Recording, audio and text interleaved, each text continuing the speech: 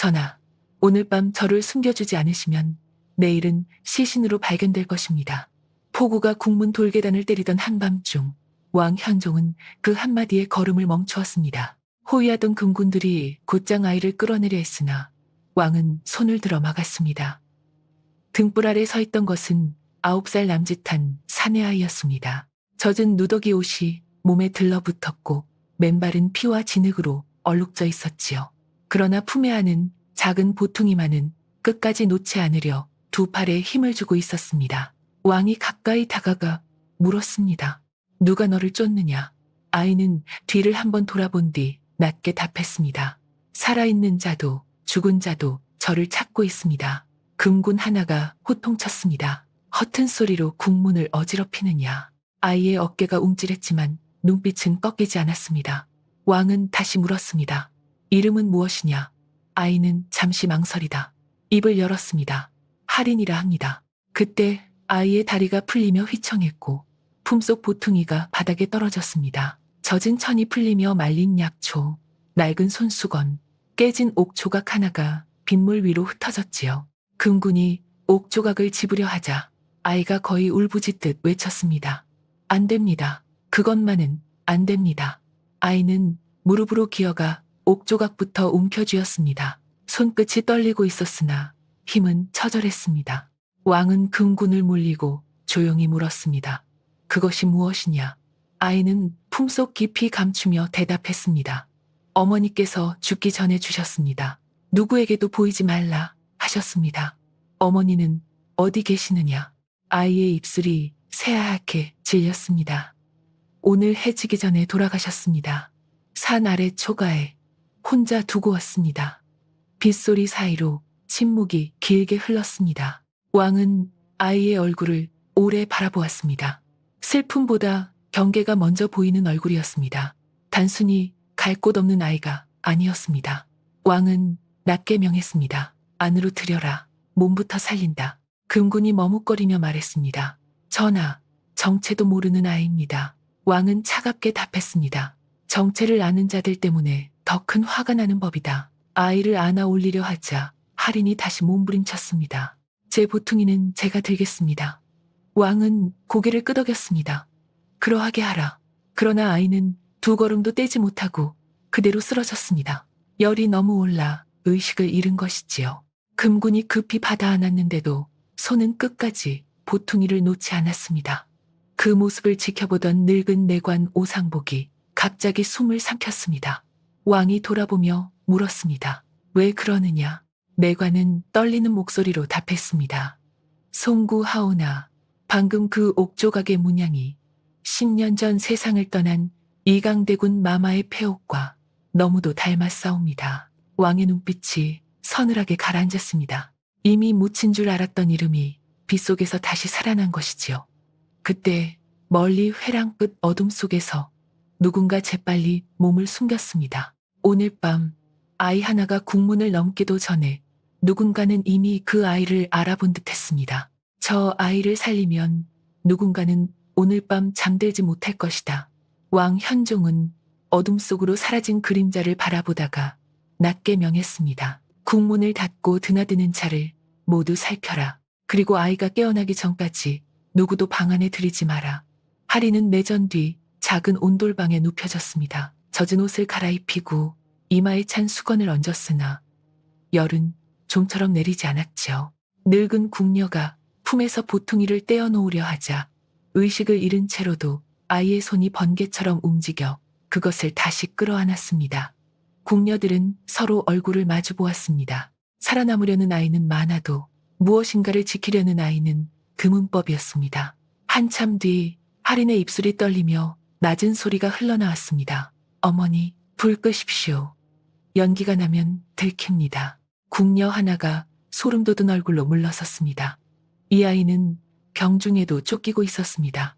그 시각 왕은 중전의 침전에 들었습니다. 방 안에는 탕약 냄새와 눅눅한 열기가 가득했고 중전 강 씨는 얇아진 손으로 이불 끝을 쥔 채 거친 숨을 몰아쉬고 있었습니다. 왕이 손을 잡자 중전은 겨우 눈을 떴습니다. 전하, 또 잠 못 드셨습니까? 왕은 억지로 미소를 지었습니다. 그대 숨이 편치 않은데 어찌 홀로 눕겠소. 그러나 왕의 시선은 탕약 그릇에 오래 머물렀습니다. 약을 먹일수록 기운이 꺼져가는 모습이 며칠째 마음에 걸렸기 때문입니다. 침전 밖으로 나오자 내의원 제조 윤도겸이 기다리고 있었습니다. 전하, 중전 마마의 허열이 깊어졌사오니 처방을 조금 더 강하게 해야 하옵니다. 왕은 차갑게 물었습니다. 석 달째 듣는 말이오.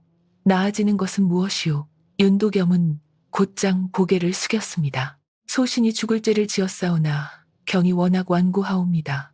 왕은 대답하지 않았습니다.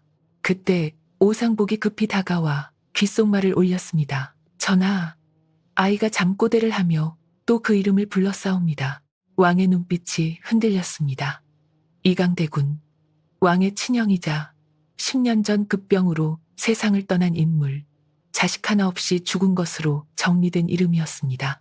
왕은 곧장 온돌방으로 향했습니다. 방 안은 고요했으나 할인의 숨은 뜨거웠습니다. 아이는 눈을 감은 채 미간을 찌푸리고 있었지요.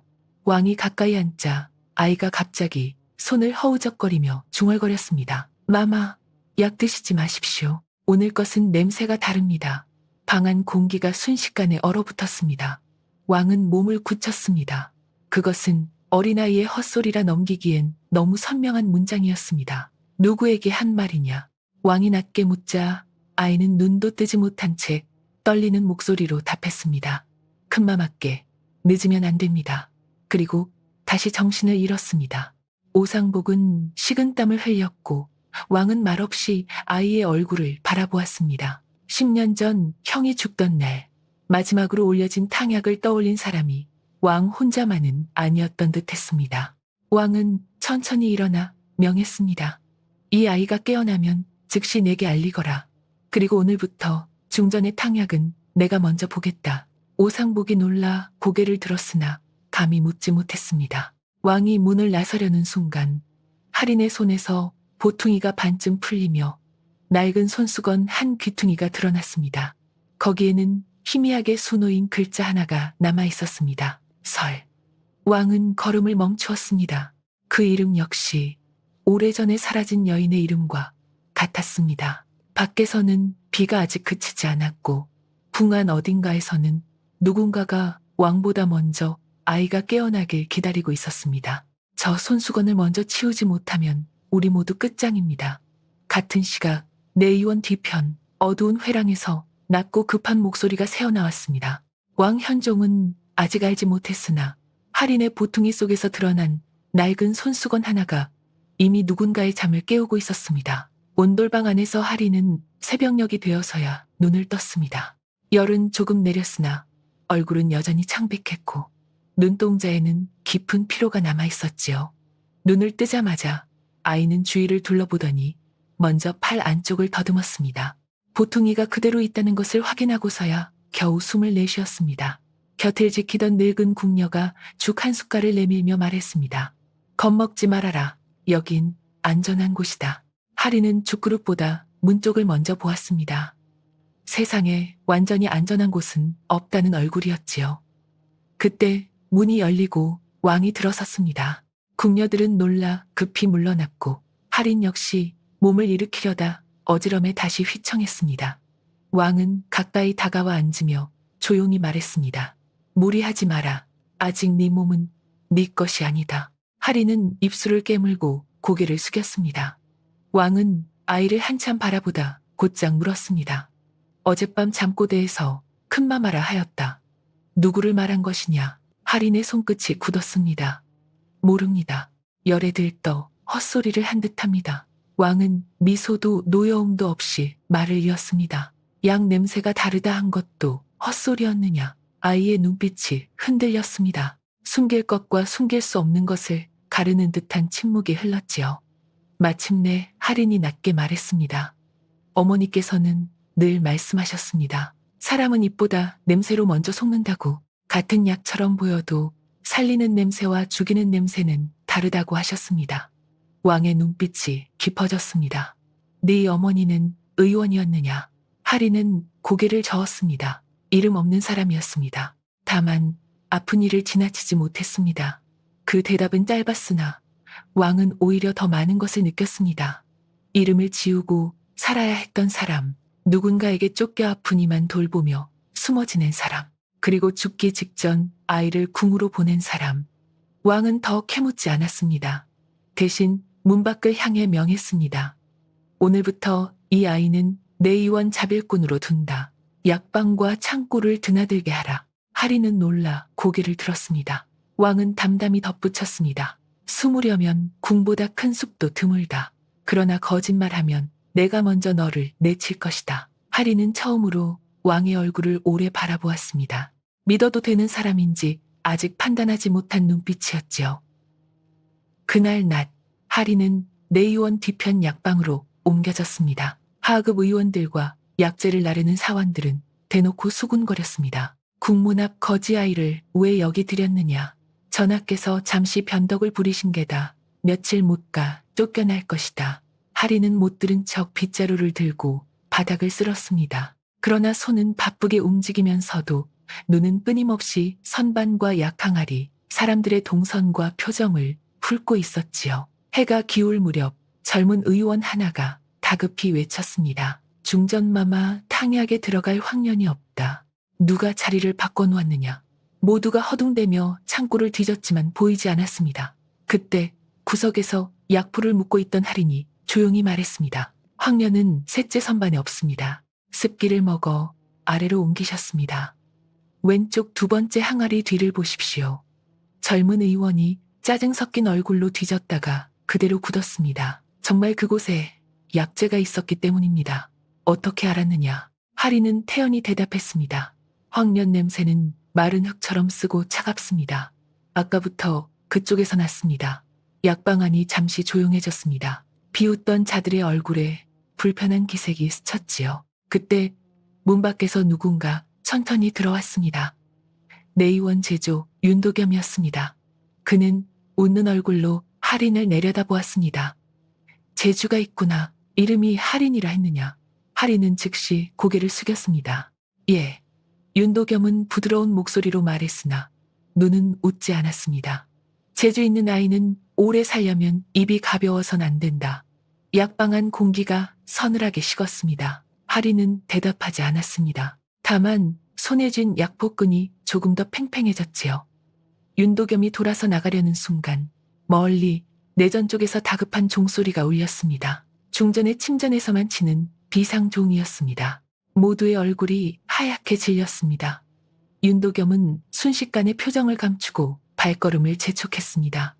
할인 역시 본능처럼 고개를 들었습니다. 바로 그때 바람에 실려 낯익은 냄새 하나가 스쳐왔습니다. 어젯밤 보통이 속 약초 냄새와 닮았지만 그 안에 아주 미세한 쇠비린내가 섞여 있었습니다. 할인의 얼굴이 굳었습니다. 그는 자신도 모르게 중얼거렸습니다. 오늘 약이 바뀌었습니다. 그리고 다음 순간 그는 누구보다 먼저 중전의 침전을 향해 달려가기 시작했습니다. 마마께 그 약을 드리면 안 됩니다.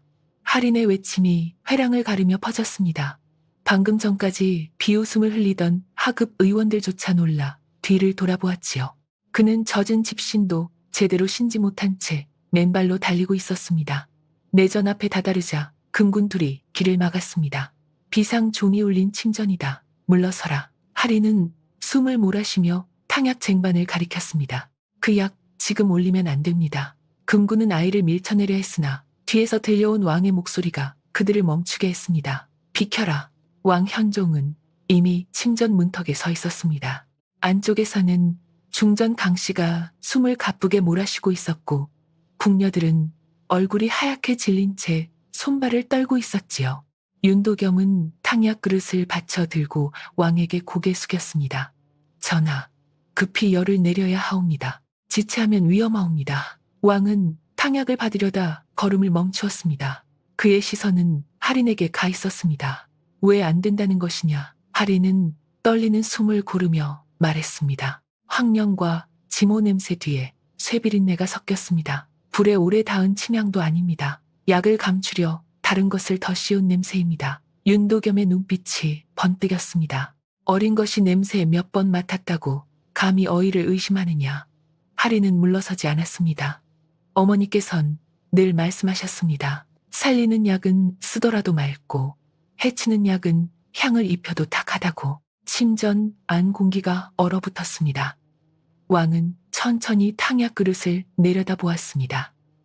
그리고 곁에 있던 은수저를 집어 약물에 담갔지요. 잠시 뒤 수저 끝이 흐릿하게 검어졌습니다. 궁녀들 입에서 작은 비명이 새어나왔습니다. 윤도겸은 곧장 무릎을 꿇었습니다. 전하, 은은 본래 약성에도 변하는 일이 있사옵니다. 왕은 차갑게 물었습니다. 그러면 네가 먼저 마셔보아라. 윤도겸의 얼굴이 굳었습니다. 그 짧은 침묵만으로도 답은 충분했습니다. 왕은 탕약 그릇을 바닥에 내던졌습니다. 검은 약물이 비단 장판 위로 흩어졌고 방안 사람들은 모두 숨을 죽였습니다. 그때 중전이 갑자기 몸을 떨며 기침을 터뜨렸습니다. 입가에 붉은 피가 번졌고 숨이 막히는 소리가 났지요. 하리는 망설일 틈도 없이 달려가 이불을 젖히고 중전의 몸을 옆으로 돌렸습니다. 목을 세우지 마십시오. 피가 기도로 들어갑니다. 그는 재빨리 베개 높이를 낮추고 손목 안쪽을 눌러 맥을 짚었습니다. 열은 높았으나 손끝은 지나치게 차가웠습니다. 하리는 궁녀에게 외쳤습니다. 뜨거운 물 말고 미지근한 물을 가져오십시오. 그리고 창문을 조금만 여십시오. 모두가 얼어붙어 움직이지 못하자 왕이 직접 호통쳤습니다. 아이 말대로 하라. 그제야 궁녀들이 허둥지둥 움직였습니다. 하리는 중전의 손끝을 문지르며 낮게 중얼거렸습니다. 막힌 것이 열만은 아닙니다. 오래 쌓였습니다.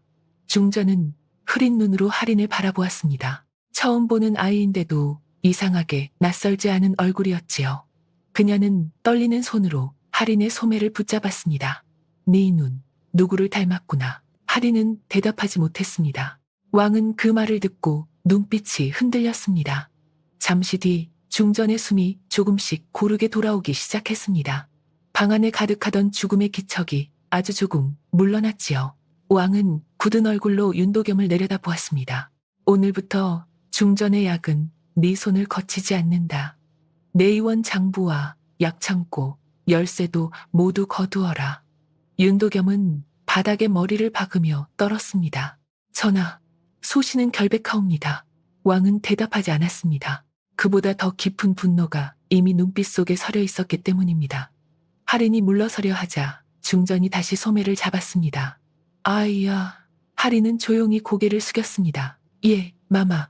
중전은 거의 들리지 않는 목소리로 속삭였습니다. 내 보퉁이한 손수건의 수노인 이름 설이라 하였느냐. 할인의 얼굴이 순식간에 굳었습니다. 그는 누구에게도 그 손수건을 보여준 적이 없었습니다. 왕 또한 천천히 중전을 바라보았습니다. 중전은 힘겹게 눈을 감으며 마지막 힘을 짜내듯 말했습니다. 그 이름을 내가 알고 있다. 바로 그 순간 침전 밖 어둠 속에서 누군가 급히 돌아서는 발소리가 들렸습니다. 궁 안에 오래 묻힌 비밀이 마침내 깨어나기 시작한 것이었습니다. 설이라는 이름을 누가 입에 올리라 하였느냐.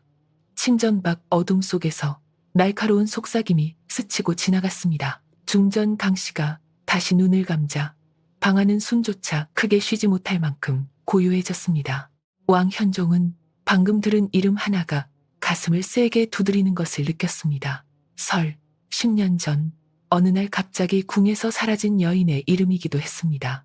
그 여인은 선왕의 장손 이강대군 처소에서 시중 들던 사람이었고 대군이 급서한 뒤 흔적 없이 사라졌지요. 왕은 당시 어린 나이였으나 그날 밤 궁한 사람들이 너무 서둘러 입을 다무는 모습을 아직도 잊지 못했습니다. 왕은 할인을 바라보았습니다. 아이는 자신도 모르게 보퉁이를 품으로 더 끌어안고 있었습니다. 중전은 어찌 그 이름을 아십니까? 왕의 물음에 중전은 바로 답하지 못했습니다. 기침을 겨우 가라앉힌 뒤 떨리는 목소리로 말했지요. 예전 동궁전 뜰에서 몇 번 본 적이 있습니다. 얼굴은 희미하나 이름만은 잊히지 않았습니다. 늘 누군가를 두려워하던 눈빛이었으니까요. 할인의 손끝이 하얗게 질렸습니다. 어머니를 아십니까? 중전은 아이를 바라보다 천천히 고개를 저었습니다. 오래전 잠시 스친 인연일 뿐이다. 그러나 네 눈은 그분을 닮았다. 누구를 말하는지 끝내 입 밖에 내지 못한 채 중전은 다시 기침을 삼켰습니다. 왕은 더 묻지 않았습니다. 지금 중전에게 필요한 것은 답이 아니라 안정을 되찾는 숨이었기 때문입니다. 그는 할인에게 시선을 돌렸습니다. 오늘 밤 네가 본 것과 들은 것은 함부로 말하지 마라. 아이는 낮게 대답했습니다. 예, 전하. 왕은 처음으로 아이의 이름을 또렷이 불렀습니다. 할인아, 네 어머니가 네게 남긴 것이 이 손수건과 옥 조각뿐이냐? 할인은 잠시 망설이다 고개를 저었습니다. 말씀도 남기셨습니다. 궁에 들어가면 약 냄새를 먼저 맡고 웃는 얼굴을 마지막에 믿으라 하셨습니다. 왕의 눈빛이 서늘하게 가라앉았습니다. 그 말은 궁을 잘 아는 사람만이 남길 수 있는 경고였습니다. 그때 오상복이 급히 들어와 무릎을 꿇었습니다. 전하, 내의원 약창고를 살펴보니 장부 수량과 맞지 않는 약재가 여럿 발견되었사옵니다. 특히 독성이 있는 부자와 오두가 자주 비어 있사옵니다. 윤도겸은 바닥에 엎드린 채 몸을 떨었습니다. 누군가 훔쳐간 것이옵니다. 소신은 모르는 일이옵니다. 왕은 차갑게 내려다보았습니다. 네가 모르는 일이 궁 안에 일이 많았느냐? 윤도겸은 더는 말하지 못했습니다. 할인은 조용히 입을 열었습니다. 전하, 약을 훔친 자가 따로 있다 해도 쓰는 법을 아는 자는 많지 않습니다. 방 안의 시선이 모두 아이에게 쏠렸습니다. 할인은 떨지 않았습니다. 어머니께선 독보다 무서운 것은 조금씩 주는 약이라 하셨습니다. 사람은 급히 죽으면 원인을 찾지만 오래 앓으면 운명이라 여기기 때문입니다. 왕의 얼굴이 굳어졌습니다. 중전의 병이 머릿속을 스치고 지나갔기 때문입니다. 그는 곧장 명했습니다. 오늘부터 중전의 음식과 약, 물 한 그릇까지 모두 2번 살핀 뒤 올려라. 내 허락 없이는 아무도 침전에 들지 못한다. 그리고 윤도겸은 의금부에 가두어 조사하라. 금군들이 윤도겸을 끌어내자 그는 갑자기 할인을 노려보았습니다. 그 눈빛에는 두려움보다 원망이 먼저 담겨 있었지요. 어린 것이 궁에 들어와 판을 어지럽힌다는 원망이었습니다. 할인은 시선을 피하지 않았습니다. 다만 어머니의 무덤도 제대로 지키지 못하고 떠나온 밤이 떠올라 입술을 깨물었지요. 왕은 그 모습을 보다가 조용히 말했습니다. 오늘부터 너는 내전 곁 작은 서고에서 지낸다. 내가 부를 때마다 와서 맡은 냄새와 본 것을 말하라. 할인은 놀라 고개를 들었습니다. 전하, 저는 글도 많이 모르옵니다. 왕은 짧게 답했습니다. 글 모르는 자보다 사람 모르는 자가 더 위험하다. 내게 필요한 것은 붓보다 기억이다. 오상복이 할인을 데리고 나가려는 순간 중전이 다시 힘겹게 입을 열었습니다. 전하, 동궁전 뒤 우물도 살펴보십시오. 왕이 돌아보았습니다. 무슨 뜻이요? 중전은 눈을 감은 채 속삭였습니다. 설이라는 여인이 마지막으로 보였다는 말을 오래전에 들었습니다. 방안 공기가 다시 얼어붙었습니다. 10년 전 사라진 여인, 깨진 옥조각, 이강대군의 이름, 그리고 동궁전 뒤 우물, 흩어진 조각들이 하나씩 제 자리를 찾기 시작한 것이지요. 왕은 천천히 자리에서 일어났습니다. 오늘 밤 당장 동궁전으로 간다. 그 순간 침전 밖 먼 회랑 끝에서 등불 하나가 급히 꺼졌습니다. 누군가가 그 명을 듣고 먼저 움직이기 시작한 것이었습니다. 전하께서 동궁전으로 가신다면 그 우물은 새벽 전에 입을 다물 것입니다. 회랑 끝에서 꺼진 등불 하나가 어둠 속으로 달아나듯 흔들렸습니다. 왕 현종은 더 지체하지 않았습니다. 금군 10명만 따르게 하고 나머지는 자리를 지키라 명한 뒤 곧장 동궁전으로 향했지요. 할인 역시 오상복의 뒤를 따라 급히 걸었습니다. 밤비는 잦아들었으나 젖은 기와와 돌바닥에서는 눅눅한 냄새가 피어올랐습니다. 10년째 비어있던 동궁전은 사람 발길이 끊긴 탓에 적막했습니다. 문짝은 뒤틀려 있었고 마당의 잡초는 허리까지 자라 있었습니다. 그러나 왕은 뜰 한가운데로 곧장 걸어갔습니다. 어릴 적 형 이강대군과 활을 쏘고 글을 읽던 곳이었기 때문입니다. 중전이 말한 우물은 뒤뜰 매화나무 옆에 있었습니다. 돌뚜껑은 이미 반쯤 비켜져 있었고 둘레의 흙은 방금 뒤집힌 듯 축축하게 패여 있었습니다. 왕의 눈빛이 싸늘해졌습니다. 누군가 먼저 왔다 간 것입니다. 금군들이 횃불을 비추며 둘러싸자 하리는 우물가에 쪼그리고 앉아 포끝을 가까이 가져갔습니다. 무엇을 하느냐는 시선이 쏟아졌으나 아이는 아랑곳하지 않았습니다. 잠시 뒤 하린이 낮게 말했습니다. 흙 냄새가 아닙니다. 기름 냄새가 납니다. 태워 없애려 했습니다. 왕은 즉시 명했습니다. 우물 속을 살펴라. 밧줄이 내려가고 한 금군이 아래로 몸을 내렸습니다. 잠시 뒤 떨리는 목소리가 울려 퍼졌습니다. 전하, 안에 상자가 하나 있사옵니다. 젖은 나무 상자는 곧 끌어올려졌습니다. 자물쇠는 이미 깨져 있었고 안에는 반쯤 탄 종이 뭉치와 작은 비단 주머니 하나만 남아 있었습니다. 누군가 급히 열어본 뒤 불을 붙였으나 비 때문에 완전히 태우지 못한 듯했지요. 왕은 직접 탄 종이를 펼쳤습니다. 글자는 절반 넘게 사라졌으나 몇 줄은 읽을 수 있었습니다. 약을 바꾸지 않으면 세자 저하께서 오늘 밤을 넘기기 어렵다. 방 안 공기가 얼어붙었습니다. 세자 저하라면 곧 이강대군을 뜻했습니다.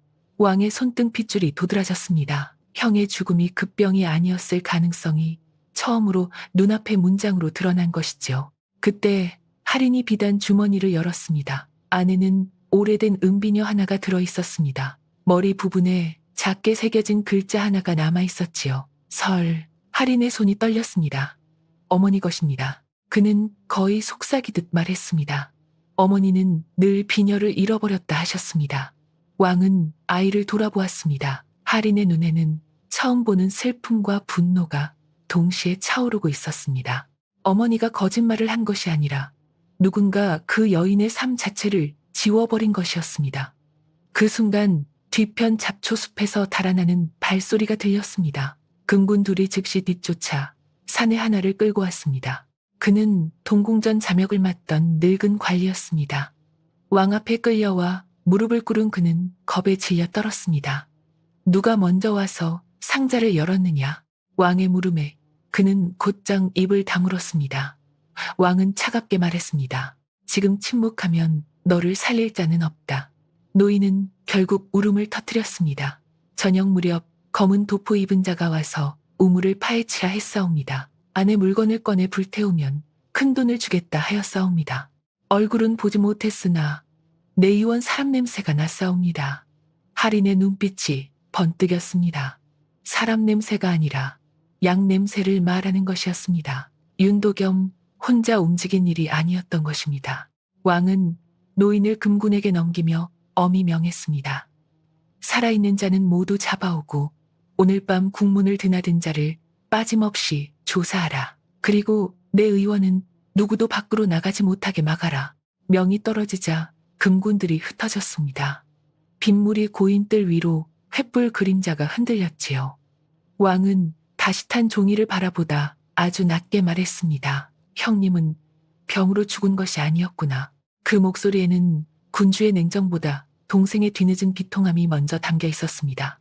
하리는 그 말을 듣고 조심스레 품에서 깨진 옥조각을 꺼냈습니다. 그리고 상자 속 비녀 끝에 새겨진 무늬와 맞대어 보았습니다. 두 조각의 문양은 놀랍도록 자연스럽게 이어졌습니다. 오상복이 숨을 삼켰습니다. 전하, 이것은 우연이 아니옵니다. 왕은 말없이 할인을 바라보았습니다. 아이가 품고 국문까지 가져온 것은 단순한 유품이 아니라 10년 전 묻힌 살인의 증표였던 것입니다. 바로 그때 멀리 내전 쪽 하늘로 붉은 불빛이 치솟았습니다. 오상복이 얼굴이 하얗게 질려 외쳤습니다. 전하, 내의원 방향에서 불이 났사옵니다. 왕은 즉시 몸을 돌렸습니다. 누군가 증거를 지우기 시작한 것이었습니다. 내의원이 타버리면 죽은 자는 영영 말을 못합니다.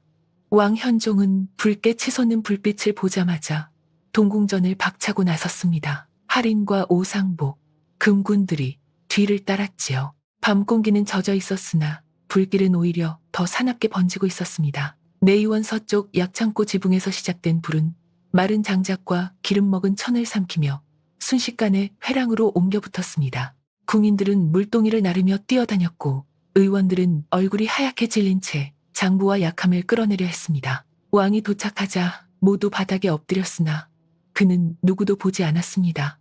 장부부터 살려라. 서고를 먼저 막아라. 금군 둘은 문을 부수고 안으로 뛰어들었고 연기 속에서 기침 소리가 터져 나왔습니다. 하리는 불길을 바라보다 갑자기 다른 쪽으로 달려갔습니다. 오상복이 놀라 붙잡으려 했으나 아이는 외쳤습니다. 저 불은 약을 태우려 낸 것이 아닙니다. 냄새가 다릅니다. 하리는 서쪽 창고 뒤편 좁은 통로에 멈춰 섰습니다. 거기에는 불길이 닿지 않은 작은 문 하나가 있었고 문틈 아래로 희미한 연기가 새고 있었습니다. 그는 문을 열려다 손을 멈췄습니다. 도견입니다. 문을 열면 안 됩니다. 왕이 다가오자 하리는 젖은 천을 입과 코에 감싸라 소리쳤습니다. 금군들이 급히 물에 적신 천으로 얼굴을 가렸고 문짝을 걷어차자 안에서 검은 연기가 터져 나왔습니다. 방 안에는 작은 화로와 깨진 병들, 그리고 쓰러진 사내 하나가 있었습니다. 그는 내의원 약재를 나르던 하급 사환이었지요. 아직 숨은 붙어 있었으나 입가에 거품이 맺혀 있었습니다. 하리는 곧장 무릎을 꿇고 사내의 턱을 들어 올렸습니다. 혀가 말려 기도를 막고 있습니다. 물이 아니라 소금을 가져오십시오. 궁인들이 허둥대는 사이 하리는 손가락으로 사내 입안의 거품을 걷어내고 등을 세게 두드렸습니다. 잠시 뒤 사내가 검은 침을 토하며 기침을 터뜨렸습니다. 왕은 냉엄하게 물었습니다. 누가 시켰느냐? 사내는 눈을 뒤집은 채 떨었습니다. 저는 불만 붙이라 들었습니다. 장부방은 건드리지 말고 서쪽 창고만 태우라 했습니다. 누가? 사내는 이를 딱딱 부딪히며 겨우 입을 열었습니다. 윤 제주의 사람입니다. 직접 보진 못했으나 늘 약 냄새가 짙은 자였습니다. 그 말에 오상복이 얼굴을 굳혔습니다. 윤도겸은 이미 의금부로 끌려갔는데도 그의 손발은 아직 궁 안에 남아 있었던 것입니다. 그때 금군 둘이 불탄 창고 안에서 젖은 장부꾸러미를 들고 뛰어나왔습니다. 전하, 이것만은 살렸사옵니다. 왕은 직접 장부를 펼쳤습니다.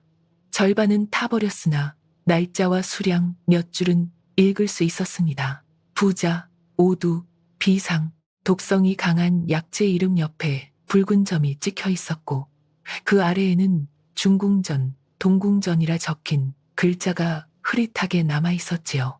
왕의 손이 떨렸습니다.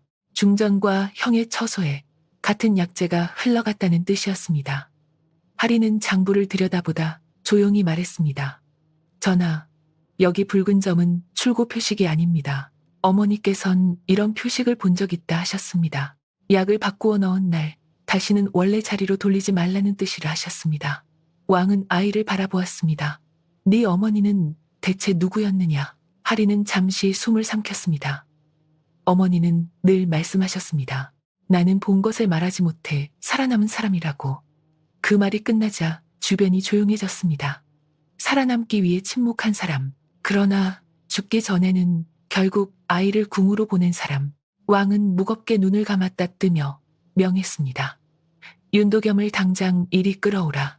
의금부로 가는 길이라도 돌려 세워라. 바로 그 순간 멀리 궁문 쪽에서 말발굽 소리가 다급히 울렸습니다. 금군 하나가 숨을 헐떡이며 달려와 무릎 꿇었습니다.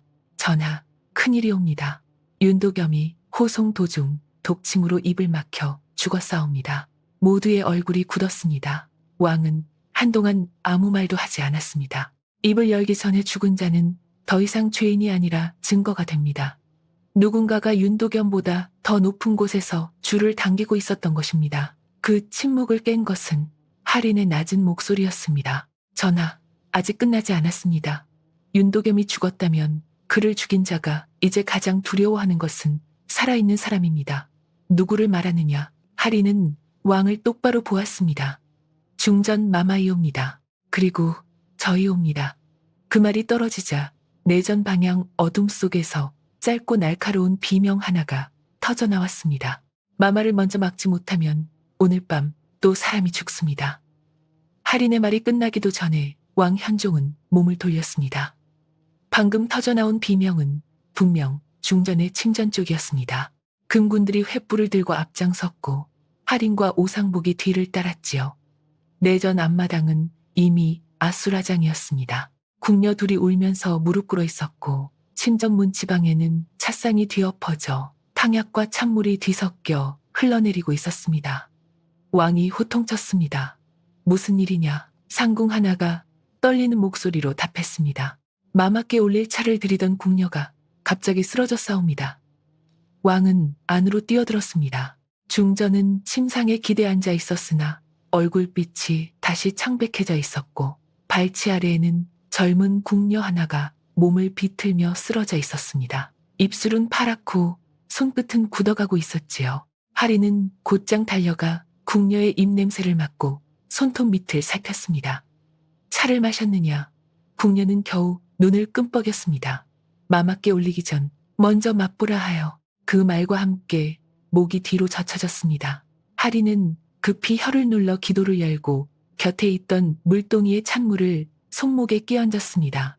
전하, 따뜻한 물은 쓰지 마십시오. 독이 더 빨리 돕니다. 왕은 즉시 주변을 물렸습니다. 하리는 차잔 바닥을 손가락으로 훑어 냄새를 맡더니 얼굴이 굳었습니다. 오두에 감미를 섞었습니다. 쓰디쓴 맛을 꿀향으로 가렸습니다. 누군가 시험한 것입니다. 중전을 죽일 수 있는지 아니면 경계를 얼마나 세웠는지.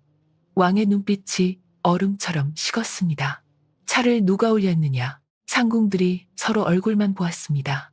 그때 방구석에서 떨고 있던 어린 나인 하나가 울음을 터뜨렸습니다. 검은 장옷 쓴 사람이 약방 뒤문으로 들어와 오늘 밤만 하면 큰돈을 준다 하였습니다.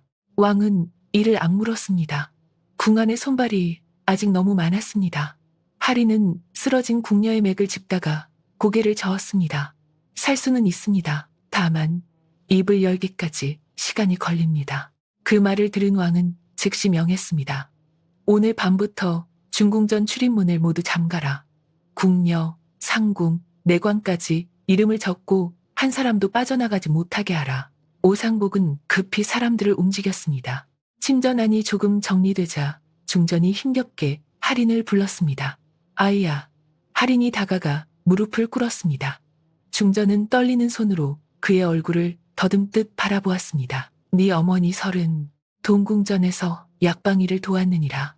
할인의 눈동자가 크게 흔들렸습니다. 중전은 숨을 고르며 말을 이었습니다. 그 아이가 태어나면 죽이려는 자가 있다며 밤마다 울면서 약을 다리곤 했다. 나는 그 울음소리를 들었다. 왕은 천천히 고개를 돌려 중전을 바라보았습니다. 그 아이라면. 중전은 대답 대신 눈을 감았습니다. 더 말하려는 순간 창밖에서 무언가 번쩍 날아들었습니다. 짧은 쇳소리와 함께 창틀에 비수가 꽂혔고 방 안은 순식간에 비명으로 가득 찼습니다. 금군들이 창밖으로 달려나갔으나 이미 늦었습니다. 비수 끝에는 종이 한 장이 묶여 있었습니다. 왕이 직접 펼쳐 읽었습니다. 죽은 자를 다시 세우려 하면 산자부터 묻히리라. 방 안의 공기가 차갑게 얼어붙었습니다. 누군가는 왕이 진실에 다가가고 있음을 알고 있었고 이제는 대놓고 경고하고 있었습니다. 그때 할인이 비수 자루를 집어들고 냄새를 맡았습니다. 송진과 말기름입니다. 궁한 물건이 아닙니다. 성박 군영에서 쓰는 방식입니다. 왕의 눈빛이 깊어졌습니다. 궁 안의 독과 거짓말이 이제 궁박 병력과도 이어져 있다는 뜻이었지요. 중전은 마지막 힘을 짜내 속삭였습니다. 전하, 내일 조회를 여십시오. 숨어있는 자는 밝은 곳을 가장 두려워합니다. 왕은 그녀의 손을 잡았습니다. 그리고 천천히 일어섰습니다. 내일 아침 모든 대신이 보는 앞에서 10년 전 이강대군의 죽음을 다시 묻겠다. 그 순간 하리는 문밖 회랑 끝에 서 있는 낯익은 그림자를 보았습니다. 동궁전 우물가에서 달아났던 바로 그 사내였습니다. 그는 왕과 눈이 마주치자마자 몸을 돌려 어둠 속으로 사라졌습니다. 내일 조회가 열리면 먼저 입 막힐 자들이 오늘 밤 움직일 것입니다. 하리는 회랑 끝으로 사라진 그림자를 보며 곧장 말했습니다. 왕 현종은 잠시도 망설이지 않았습니다. 금군 셋은 그 자를 뒤쫓고 나머지는 내전과 중궁전을 지켜라. 명이 떨어지자 발소리가 빗물 젖은 돌바닥을 울리며 흩어졌습니다. 하리는 창틀에 꽂힌 비수를 다시 살폈습니다. 자루 끝에는 얇은 붉은 실 한 가닥이 감겨 있었지요. 그는 눈을 가늘게 뜨며 말했습니다. 전하, 이 실은 군영에서 쓰는 깃발끈이 아닙니다. 가마 장식이나 고관의 의장에 쓰는 비단실입니다. 왕의 눈빛이 깊어졌습니다. 경졸의 손이 아니라 높은 자의 손에서 나온 경고라는 뜻이었습니다. 새벽이 밝기 전 금군들은 회랑 끝 사내를 붙잡아 끌고 왔습니다.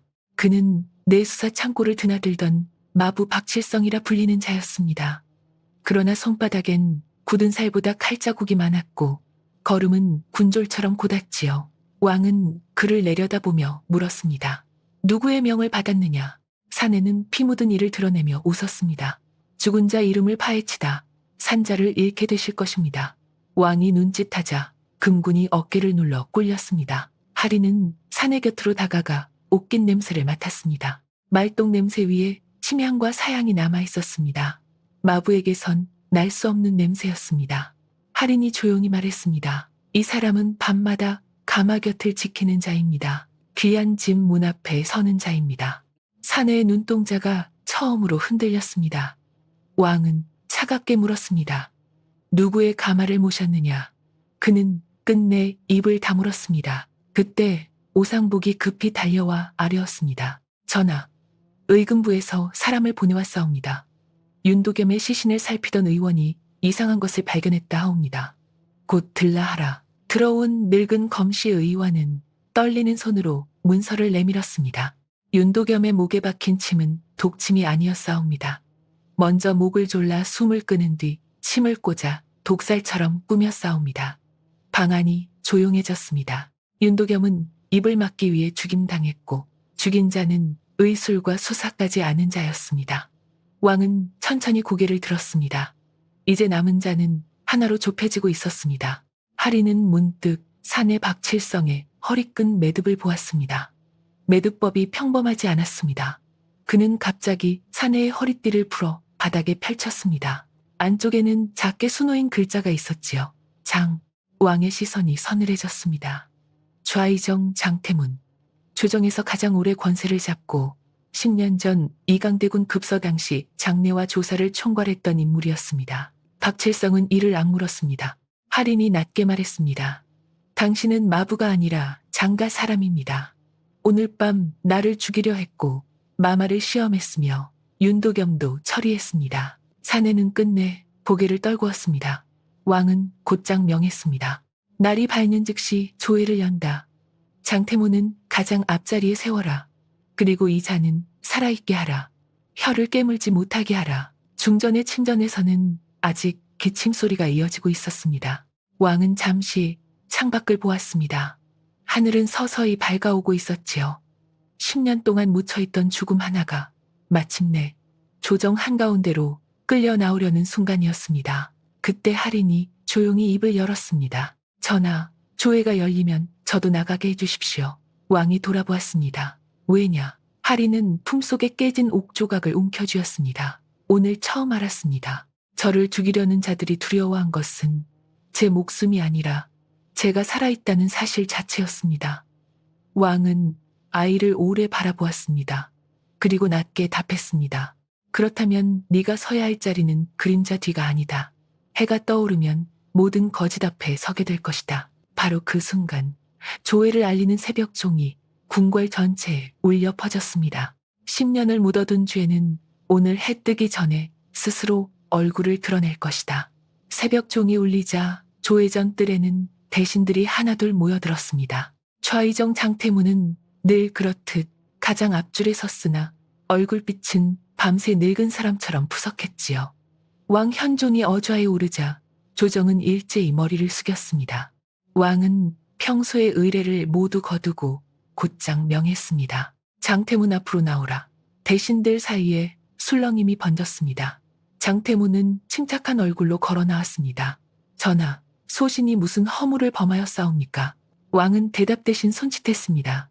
금군이 박칠성을 끌고 들어왔고 이어 불에 그을린 장부와 동궁전 우물에서 나온 탄 문서, 윤도겸의 허리패가 차례로 바닥에 놓였습니다. 장태문의 눈꺼풀이 미세하게 떨렸습니다.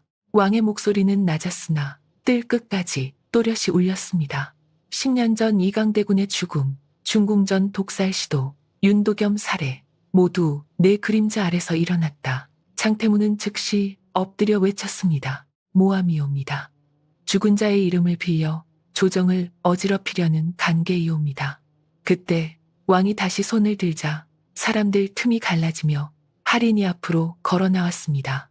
누더기 옷 대신 단정한 도포를 입었으나 품속에는 여전히 깨진 옥 조각을 지니고 있었지요. 대신들은 웅성거렸습니다. 어린아이가 어찌 조회전에 들었느냐는 눈빛이었습니다. 왕은 할인을 곁에 세우고 말했습니다. 네가 직접 말하라. 할인은 떨리는 숨을 고른 뒤 장태문을 바라보았습니다. 어젯밤 당신의 사람이 저를 죽이려 했습니다. 중전마마의 차에도 독을 넣었습니다.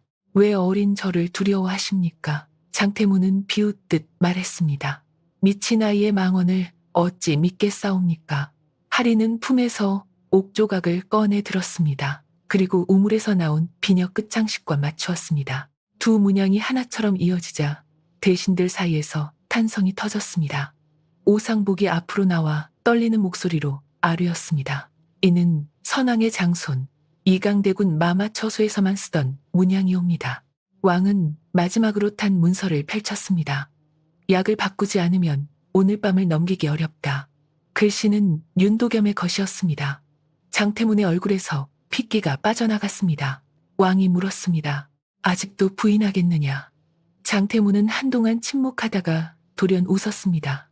전하께선 너무 늦게 하셨사옵니다. 죽은 대군은 약했고 나라는 강한 손을 필요로 했습니다.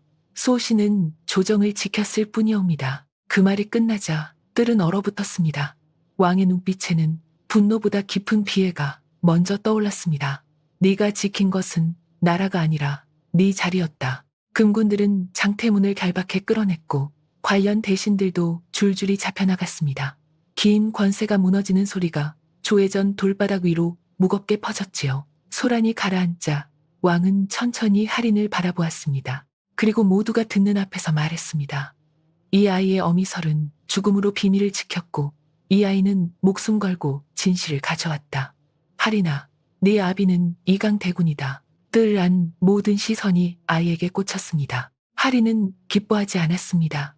눈가만 붉어졌지요. 그는 낮게 물었습니다. 그러면 어머니는 왜 평생 숨으셨습니까? 왕은 잠시 말을 잇지 못했습니다. 죄인이 숨게 한 것은 칼보다 침묵이었기 때문이다. 내가 늦었다. 할인의 눈에서 눈물이 조용히 떨어졌습니다. 어머니는 제가 이름 없는 사람으로 살아도 좋다 하셨습니다. 다만 남을 살리는 사람은 되라 하셨습니다. 왕은 아이의 어깨에 손을 얹었습니다. 그렇다면 오늘부터 너는 피로 높아지는 사람이 아니라 그 뜻으로 높아질 것이다. 며칠 뒤 장태문 일당은 죄를 받았고 내의원은 새로 정비되었습니다. 중전 강씨의 병세도 서서히 누그러졌지요. 그러나 궁한 사람들이 오래 기억한 것은 처벌보다 한 장면이었습니다. 비가 그친 아침, 할인이 궁 밖 작은 언덕에 홀로 서서 어머니의 손수건을 묻던 모습이었습니다. 그는 무덤도 없이 떠난 어머니를 향해 조용히 절했습니다. 어머니, 이제 숨지 않으셔도 됩니다. 바람이 손수건 위 흙을 살짝 쓸고 지나갔습니다. 왕은 멀리서 그 모습을 바라보다 혼잣말처럼 중얼거렸습니다. 하룻밤 숨겨달라던 아이가 썩어가던 궁을 깨웠구나. 세월이 흐른 뒤 사람들은 그날을 이렇게 전했습니다. 이름 없이 쫓기던 한 아이가 왕실의 피를 이었다 해서 귀한 것이 아니라 죽은 자의 억울함을 밝히고 산자를 살렸기에 마침내 귀해졌다고 말입니다.